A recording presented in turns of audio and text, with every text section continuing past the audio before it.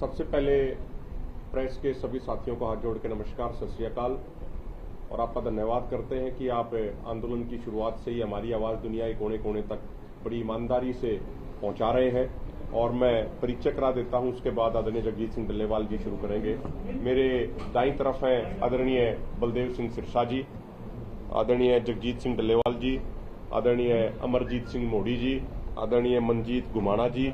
उधर से आदरणीय लखविंदर सिंह औलख जी, चमकौर सिंह जी, जंग सिंह बटेड़ी जी, कुलविंदर पंजोड़ा जी, सुखजीत सिंह हरदो झंडे और हमारे बाकी साथी बहरू साहब हैं और हमारे हाकिम जी हैं। तो मैं प्रार्थना करता हूं आदरणीय जगजीत सिंह डल्लेवाल जी शुरू करें। सभी सत्कारयोग पत्रकार भाइयों, सत श्री अकाल। वाहिगुरु जी का खालसा, वाहिगुरु जी की फतेह। आप सबका इस बात के लिए उन्हें धन्यवाद करना चाहते हैं कि आप शुरू से लेकर आज तक हमारे आंदोलन को पूरी दुनिया के अंदर ले जाने का प्रयास कर रहे हो। इसके लिए हम आप सबका आभार व्यक्त करते हैं। आज की जो प्रेस कॉन्फ्रेंस हम कर रहे हैं, इसकी कुछ मोटी मोटी वजहें हैं जो हम आज की प्रेस के माध्यम से आपके सामने बात रखेंगे।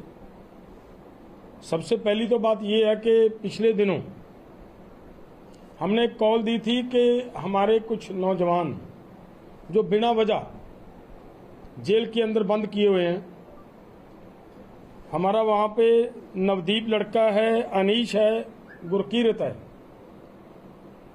अनीश की अगर बात करें तो 28 दिन से वो अनशन पे है। ये बात इतनी नहीं है कि केवल वो जेल में है, वो अनशन पे भी है। और यहां तक कि सरकार ने उसके पेरेंट्स को मिलने से भी मना कर रखा था, उसको अलग चक्की में बंद कर दिया। तो पिछले दिनों जब हमने ये कॉल दी इन नौजवानों को रिहा करवाने के लिए कि हम रेल रोकेंगे मजबूरन, तो उस समय हमारे साथ पंजाब के प्रशासन और हरियाणा के प्रशासन की बातचीत चलती रही। उसमें उन्होंने वायदा किया था हमारे साथ कि 16 तारीख तक हम इन नौजवानों को जेल से रिहा कर देंगे। लेकिन अभी तक किसी तरह का कोई ऐसा उधर से मैसेज नहीं आया, उनको रिहा करने की बात नहीं है।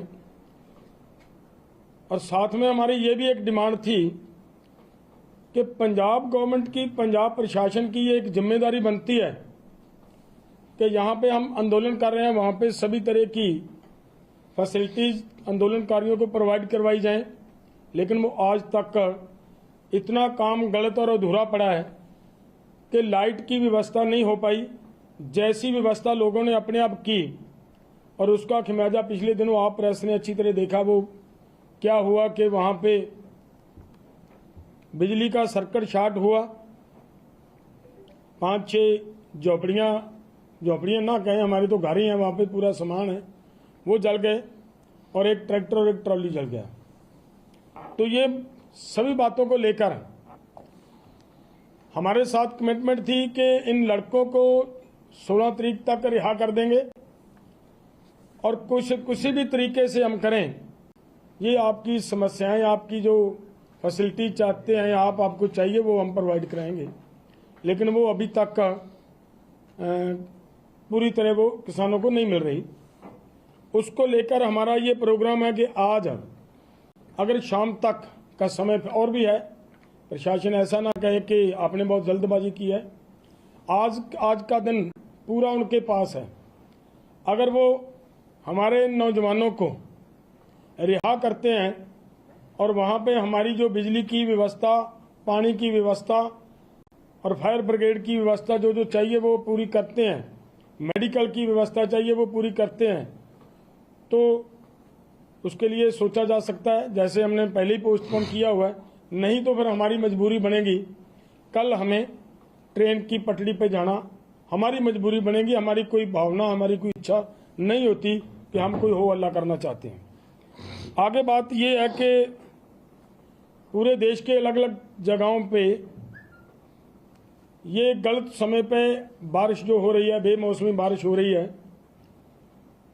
इस बारिश के साथ साथ गड़ेमारी के अभी बहुत ओलावृष्टि हो रही है अलग अलग स्टेटों में, अलग अलग जिलों में, और सरकार उसकी तुरंत, पीछे भी नुकसान हुआ और अब फिर इस समय नुकसान हुआ है।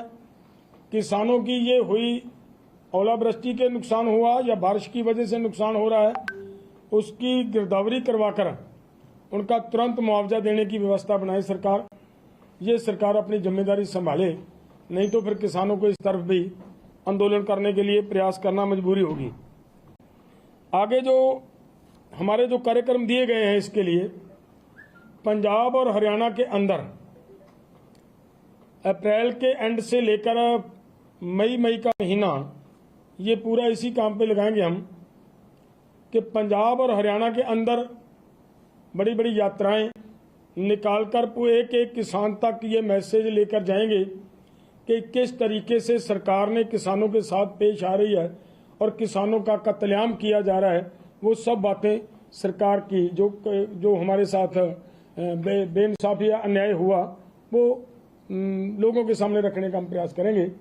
और उसके साथ साथ अदर स्टेटों में भी हमारा प्रोग्राम बना है कि वहाँ पे प्रेस कॉन्फ्रेंसेस करके और उसके साथ साथ वहाँ पे जनसभाएं कर इतने ही समय के अंदर अंदर वो भी हम अपना काम कंप्लीट करने का प्रोग्राम दिया, वो भी हम करेंगे। आगे जो बात ये आ रही है कि चंडीगढ़ के अंदर जो मोहाली का ही है वो तो इलाका, अभी यहाँ पे कौमी इंसाफ मोर्चा चल रहा है। देखिए, रास्ता एक साइड छोड़ा हुआ है, कहीं पे किसी को कोई रास्ता की प्रॉब्लम नहीं है। तो किस तरीके से हमारी हाई कोर्ट के पास वो उस बात को रखा गया, वो अलग बात है, वो पता नहीं क्या है। लेकिन हमारा निवेदन है कि जब रास्ते खुले हैं, किसी आदमी को जाने की कोई दिक्कत नहीं है, तो हाई कोर्ट को जो उन्होंने आदेश दिए हैं, उनके लिए फैसला लिया है उस मोर्चे को चुकवाने के लिए, हमारा निवेदन है कि उस फैसले के ऊपर हाई कोर्ट मुड़ दोबारा एक बार रिव्यू करे, उसके ऊपर एक बार मंथन करें।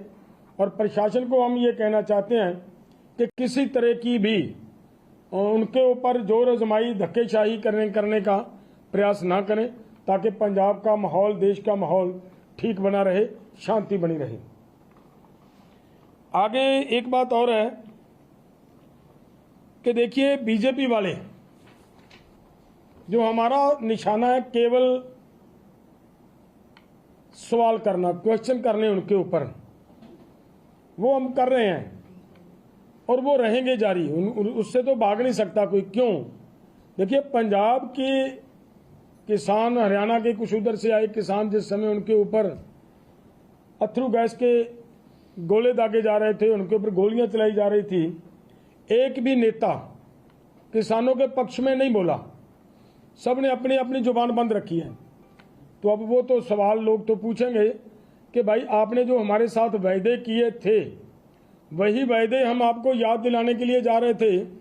आप हमें दिल्ली नहीं जाने दोगे, दिल्ली आकर किसानों को अपनी बात रखने का अवसर नहीं प्रदान करोगे, तो फिर ये तो हमारी मजबूरी बनेगी कि जब आप हमारे पास आओगे उस समय वो सवाल तो हम करेंगे, और वो हमारा एज इट इज जारी रहेगा। लेकिन ये बात जरूर है कि बीजेपी के नेता जब डिबेट्स में बैठते हैं या प्रेस के माध्यम से, आपके माध्यम से ये बात फैलाने का प्रयास कर रहे हैं कि भाई हम इनके साथ खुली डिबेट करने के लिए तैयार हैं, खुला चैलेंज करने के लिए तैयार हैं, वो खुला हमारे साथ बात करें, जो उनके सवाल हैं हम उनकी इस चैलेंज को कबूलता है मोर्चा, उनको खुला चैलेंज देते हैं हम कि आप लोगों को जब हमारे लोग सवाल पूछते हैं तो आपके पास एक बहुत बड़ा जवाब होता है कि ये तो हमारे ऊपर वालों को पता है जी, हमारा नहीं कीजिए काम।